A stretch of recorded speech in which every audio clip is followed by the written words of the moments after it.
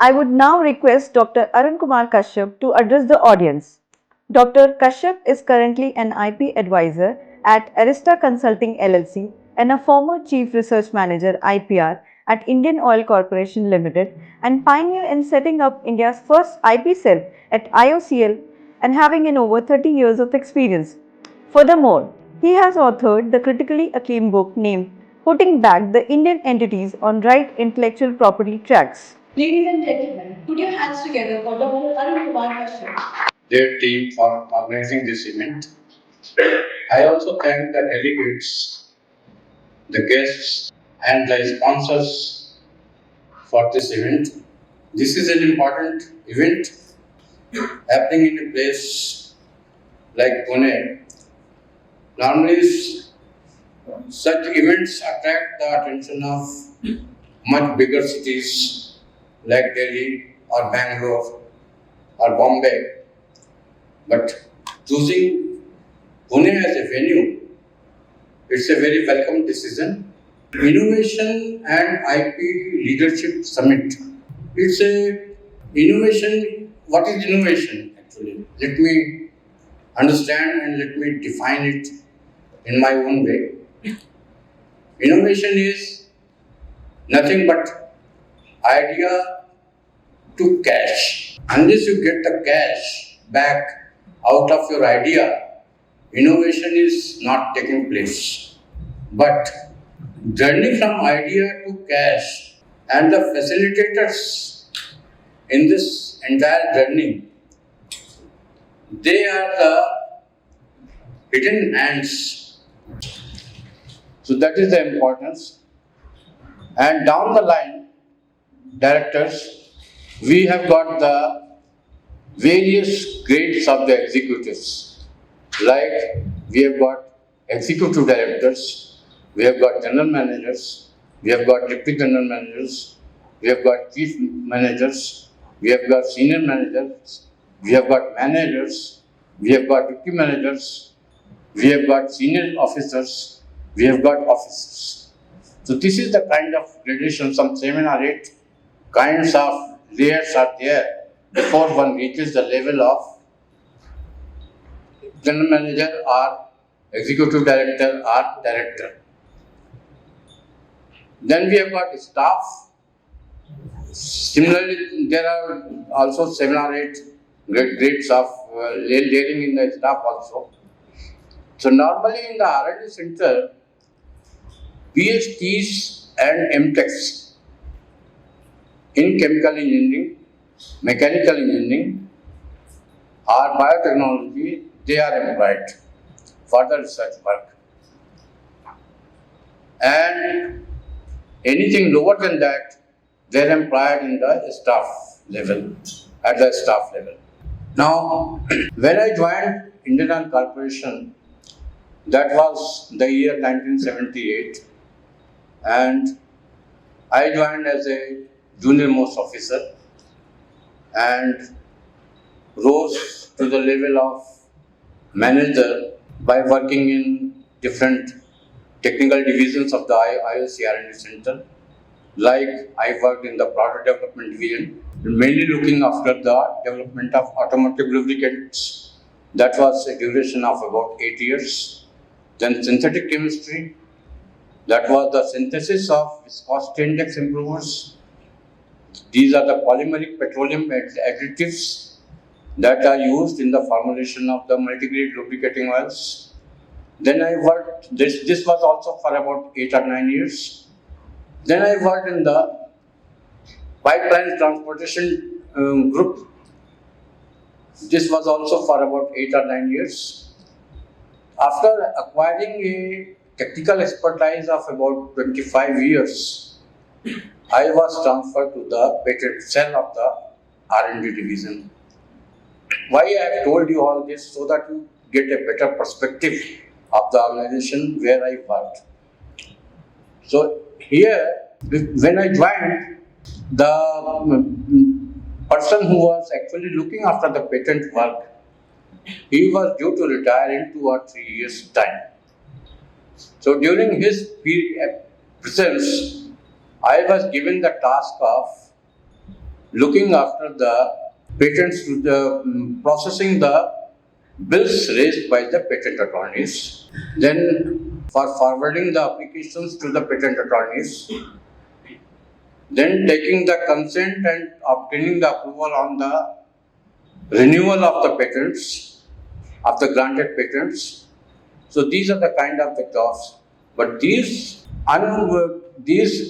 jobs gave me a much deeper understanding into how the patent attorneys have been raising the bills and how the applications have to be forwarded to the attorneys and what they were doing with the applications and how we had to take the approval of the inventors and their general managers and their executive directors to advise further to the attorneys to go ahead with the renewal of the patents.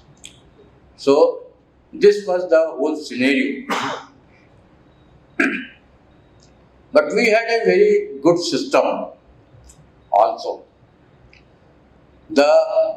Any technical publication that was to go for publication, that used to be routed through the IPR division, IPR group or IPR cell you can say, before they were finally approved by the director.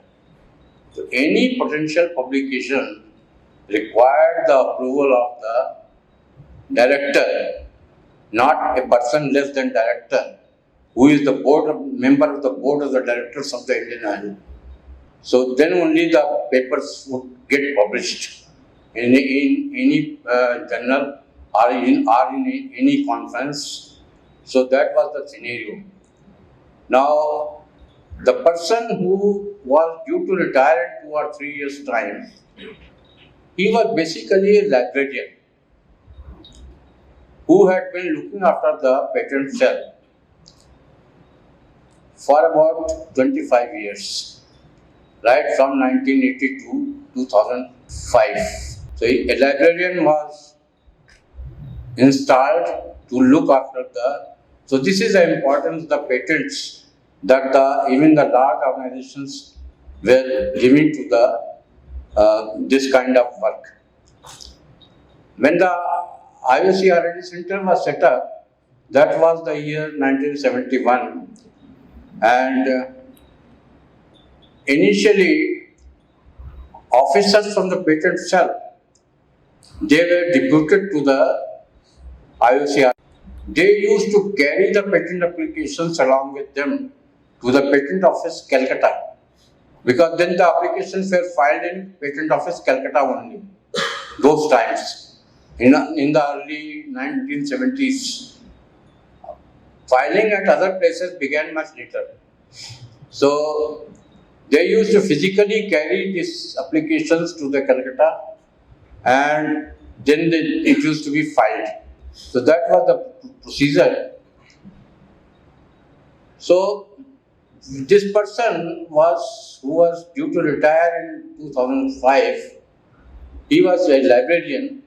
So things were a bit different when the applications were coming to me. As I was equipped with the technical expertise, I could look into the applications more carefully and advise the management whether the applications contained any inventions or not. So reading the potential publications was an important job, and I could sense out the presence or absence of any invention present in the applications. So almost every year, 2 or 3 publications were getting converted into the patent applications. That was my role. That is how management also started getting some interest in this patent cell. I was also organizing the training program for the inventors, and used to call my attorney friends for giving the lecture on drafting of the applications and rules and regulations of the patents, etc. But I found, after 2 or 3 years, I found that this was not really getting reflected in the output from the inventors. Neither the applications were increased, because applications from the early 70s till 2000, Indian Oil was hardly filing 10 to 12 applications per year. 10 to 12 applications per year, that was the output from the Indian Oil Corporation. Okay. So, how to enhance this number? We were not worried about the value of the invention. After all, that is an aspect requires the expertise of the more valuable and more experienced people to determine the value of the invention. First, the numbers should be raised. So, when the numbers, how to raise the numbers, with this kind of training program, the numbers were not picking up. Then I decided, why not sensitize the higher management itself? Now, this was a turning point. I wrote down some 4 or 5 sentences and sent to my attorney friends and asked them to prepare a presentation for the benefit of the higher management. Meanwhile, at IOC, I requested my boss, who was a general manager, to please request the director to have this kind of workshop. Initially, I thought that 1 day workshop would be sufficient, but director said 1 day is too much. Half day will try. I said, all right. So afternoon, one of the afternoons was chosen from 2 p.m. to 6 p.m. and I invited some 4 attorney friends with their presentations. And here what had happened, that I had requested the director to invite all the general managers and the executive directors to listen to the patent attorneys. They must come and listen to what patent attorneys had to say.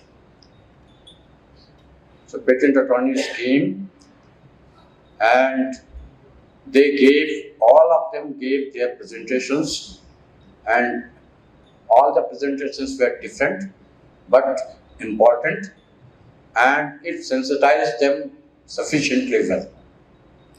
Sensitized the higher management sufficiently well. And when the inventors down the line saw that their bosses were getting sensitized, then they became also serious, and the output started increasing slightly. Now, what I am trying to say is that as a result of this, what happened, that the director constituted a high-powered IP committee. Now, this is all innovation, part of innovation being carried out by the IP coordinator. Basically, I was functioning as a IP coordinator, but then I was not getting directly the ideas getting converted into cash, but I was trying to facilitate the ecosystem. So, he constituted a high-powered IP committee which comprised the members from lubricant technology, general manager lubricant technology, general manager refining technology, general manager finance, and general manager coordination. So, this patent cell was a part of the coordination division. So, my boss told me, please write out a scope of the entire IP work that IOC should be doing. Now this was a big challenge to me because I had so much and I was asked to write it out. It took a period of about 3 months to prepare the scope of entire IP work. How we should be doing and what we should be doing, and how the attorneys will deliver the results, how their bills will be processed. All those things came into the scope of the IP work. Okay. And this was released, this was given a publicity, this was published in all the leading national dailies of the nation and sent to the various embassies, European nations and US embassies, these national dailies, and plus I wrote that to my all the attorney friends that such kind of scope of work has been prepared, and we are in the process of empaneling lawyers and IP service providers for the corporation. Believe me, about 27 IP consortium firms applied. 27 IP consortium firms applied, and each consortium firms was a combination of IT firms, law firms, and IP firms, litigation firms, lawyers. So some 4 or 5 constituents of each consortium was there.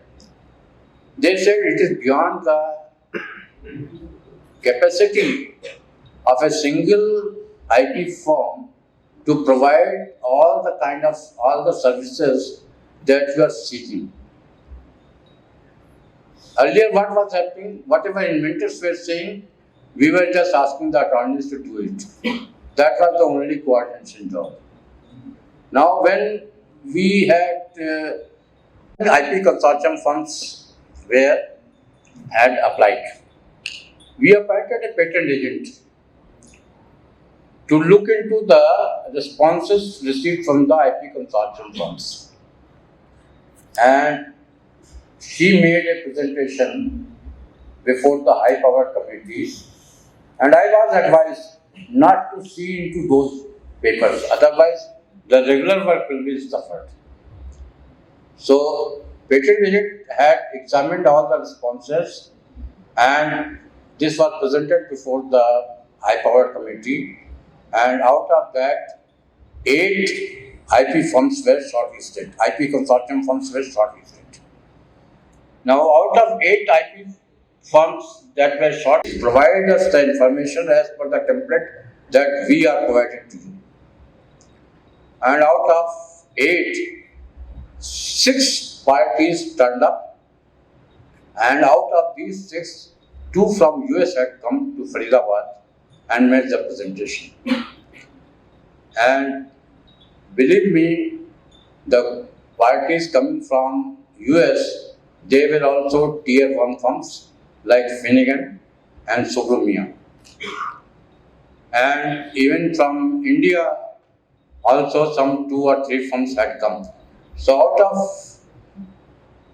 6 presentations, 4 were further shortlisted, and the tender documents were issued to these firms.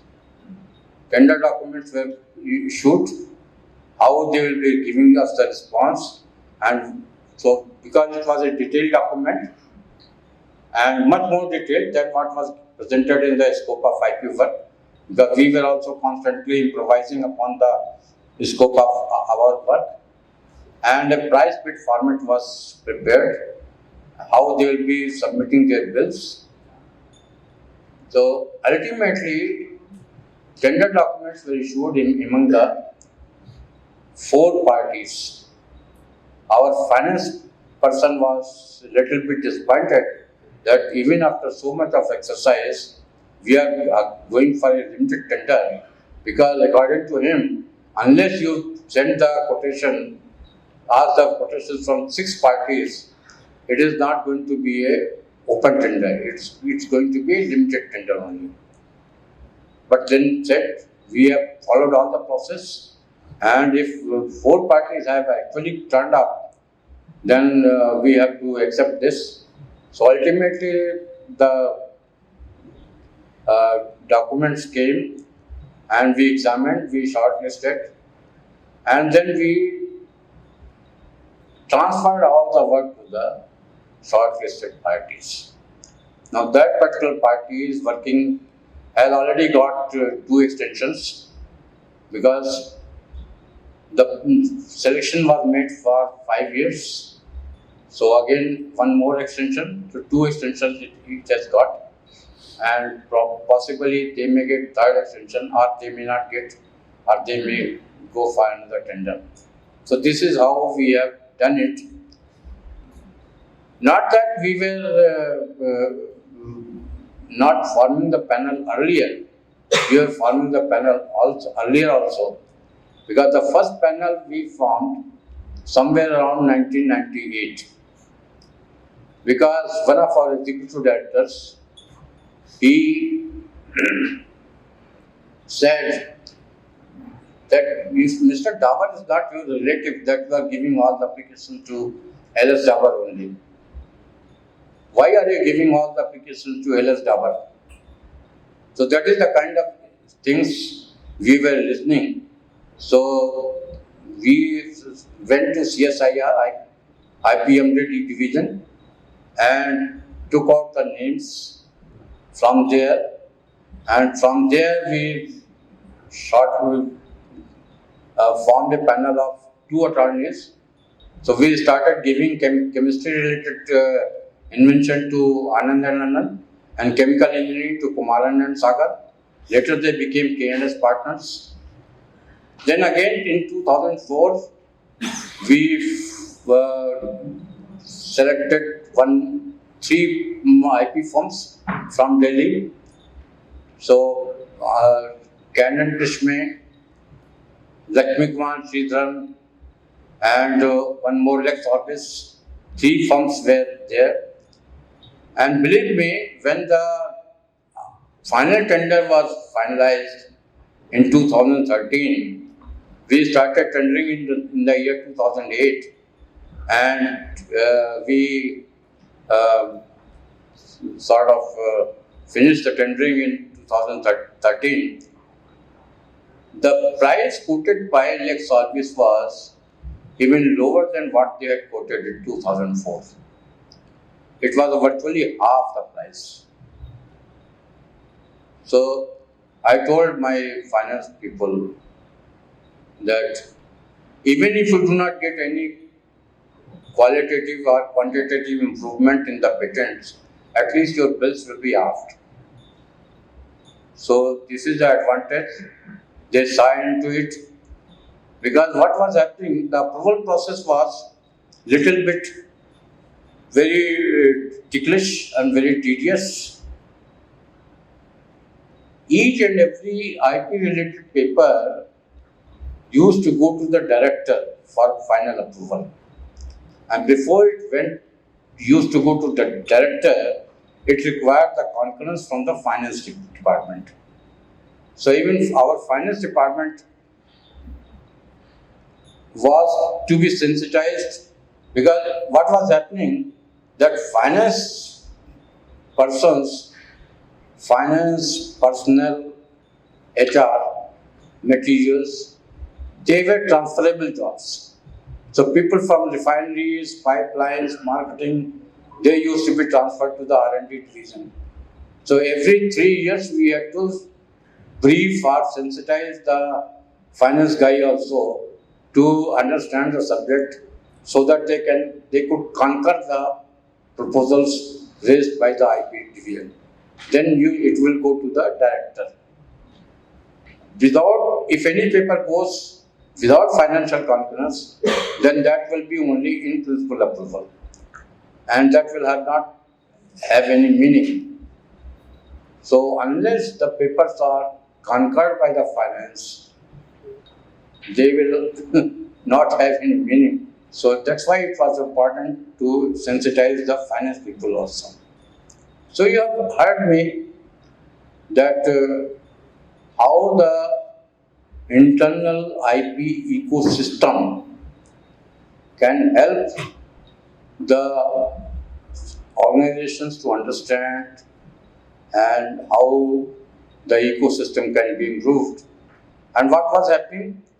That from 1970s, early 1970s till 2000, the organization that was filing only 10 to 12 applications per year started filing around 100 applications per year from 2014 onwards.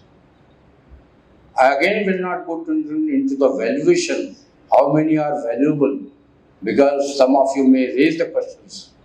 How many are valuable? What is the value? Why you are filing so many? Because this valuation, etc., will come much later. We hardly have any company in the country which can evaluate the patent. We don't have. Patents are valued generally by the auction sites, like companies like Osantoma, etc. When you put the patent on the auction, then only you know what is the value of the patent. Otherwise, you don't know the value. You can calculate the cost of creation of the application, but that is not the value. What was happening? I was looking into the agreements, and agreements we could give our input, we could get the increased revenue by way of increased license fees, by increased royalties. So, understanding the IP, making the inventors understand the IP, making the management understand the IP, helps the organization, and that is why the subject of innovation is important, and that is why we all are here. Thank you very much. Now I would like to request Mr. Sunit Sabre to felicitate Dr. Kashyap.